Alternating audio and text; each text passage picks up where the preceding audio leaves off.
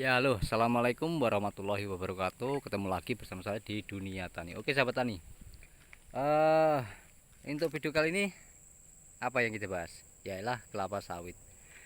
Biasanya saya membahas ini tentang pelepah, songgo pelepah itu akan rame komentar ya. Bulian itu akan rame. Oke.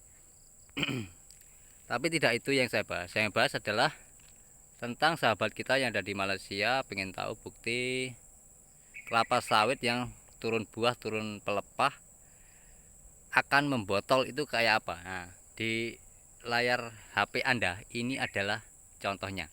Ada lagi yang ada di dalam sana, coba kita lihat ya. Oke, kita akan masuk ke sana, ke dalam. Jadi pokokan sawit yang membotol itu kayak apa, Pak? Ya kayak ini loh, contohnya ada di sini.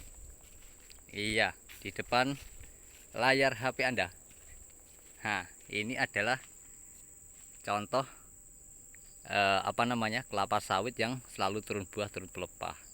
Jadi dia akan membotol. Ciri-cirinya membotol itu ini loh, saya kasih tahu ya. Jadi dari pangkal ini itu besar, normal, dan tumbuhnya mengecil. Ini bukan kekurangan unsur hara, tapi sering memanen dengan cara turun buah, turun pelepah di masa yang masih kecil ini, ya, di masa umur segini. Tuh. Nanti saya juga akan tunjukkan video yang itu ya, yang sawit lebih kecil lagi tapi di uh, over pruning kayak apa jadinya, nanti akan saya lihatkan. Itu videonya sangat-sangat kalau menurut saya itu sangat kasihan ya untuk tumbuhan itu. Nah, ini adalah contohnya di sini. Nah, dulu dulu di sini panen di bawah sini dia itu normal besar buah, lalu turun buah, turun pelepah. Semakin tahun, semakin bulan itu dia mengecil. Jadi efeknya itu enggak halus, enggak sekarang, dampaknya sekarang jadi kecil itu enggak, tapi 17 bulan kemudian atau setahun setengah atau 2 tahun baru kelihatan. Nah, itu makanya di Indonesia di sistem songgo itu berlaku, yaitu ini alasannya ini. Nah, kalau dilihat kan dari jauh kayak gini kan jelek ya. Nah, kelihatan jelek ya, dari kecil besar batangnya lalu ke atas kok tambah kecil, itu kan jelek. Jadi itu. Dan satu lagi, biasanya kalau ngomong tentang songgo ini akan rame bulian ya. Nah, ada yang bilang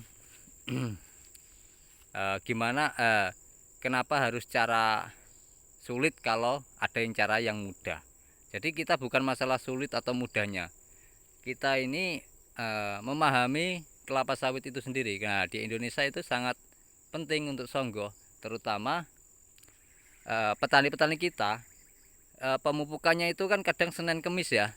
Nah, ini nih pemupukannya Senin Kemis. Jadi itu alasannya kenapa songgo diberlakukan supaya sawit itu normal terus itu loh. Nah, jadi jangan disalahkan, dibandingkan sama negara lain dan negara kita, itu jangan, karena setiap negara itu beda cara, beda panennya ya. Sedangkan kalau di Malaysia itu pupuknya itu bisa 14 kilo dalam 1 tahun, bisa 15 kilo. Sedangkan di Indonesia ya sebagian ada yang kuat, ada yang enggak ya, sebagian aja. Di PT pun, di perusahaan pun itu pemupukannya itu terbatas. Nah, dibatasin ya. Jadi makanya diberlakukan dengan namanya songgo pelepah, songgo 3 atau songgo 2. Kalau sawit segini minimal harus songgohnya 2. Nah, jadi kalau songgo 2 nanti ke atas terus sampai kita memasuki fase songgo 1 itu akan normal terus, pokokan sawit akan segini terus. Yang ini ya, yang ini, yang ini. Saya contohkan di sini ada ini. Ini sawit. Nah, ini dia. Nah, ini sudah ditimbun karena bonggolnya besar, makanya ditimbun biar nggak kelihatan. Nah, di contohnya di sini. Nah, dari sini itu besar, lalu naik ke atas kok tambah kecil. Nah, kan? Nah, dari sini sudah mulai perawatan lagi. Nah, ini bekasnya bekas stres ya, ini bekas stres. Nah, baru dipulihkan lagi dan membesar lagi. Ini membesar ini. Nah, membesar lagi. Oke, sudah jelas ya pengertiannya. Jadi yang membotol itu contohnya ada di layar Anda ini. Ini adalah sawit yang membotol. Tuh. Karena dulu pemanenannya sering turun buah, turun pelepah. Itu. Nah, kalau yang di video-video kebanyakan di YouTube itu di Malaysia atau dimanapun ya, itu kan turun buah, turun pelepah ya. Sekarang nggak apa-apa turun buah, turun pelepah. Karena di sana pupuknya memadai. Sedangkan di Indonesia, mohon maaf ya, kadang petani-petani kita itu memupuknya itu Senin Kemis. Nah, itu. Mohon maaf jika ada yang tersinggung, tapi ini maksud saya tidak menyinggung. Hanya itu ada realita. Jadi saya juga kadang pembukaan juga Senin Kemis. Cuman saya dampingi dengan janjangan kosong sama solid itu. Itu yang paling penting. Jadi meskipun ada pelepah yang diturunkan pun tidak berpengaruh. Itu loh.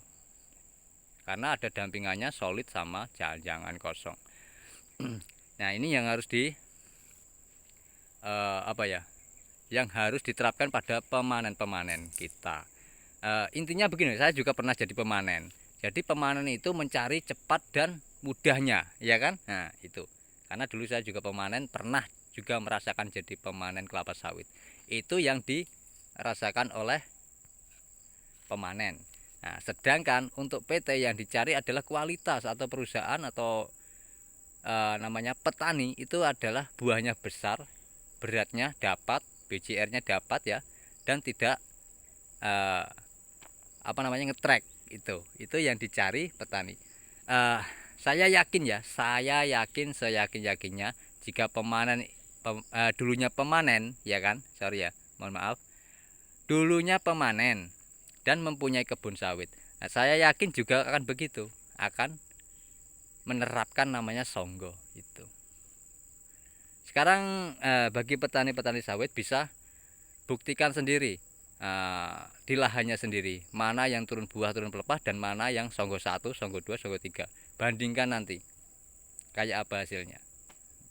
Jadi saya ini menurut pengalaman ya, bukan asal ngomong aja. Jadi ada buktinya juga di situ. Itu adalah kelapa sawit yang membotol. Jadi kelapa sawit ini bisa terjadi membotol karena apa? Sering turun buah, turun pelepah. Jadi itu. Oke, semoga ini bermanfaat ya. Oh, dan satu lagi, saya akan jawab tentang pertanyaan sahabat kita ya. Pertanyaan sahabat kita tentang di lahan rawa. Nah, jadi pertanyaannya begini, lahan rawa itu apa bisa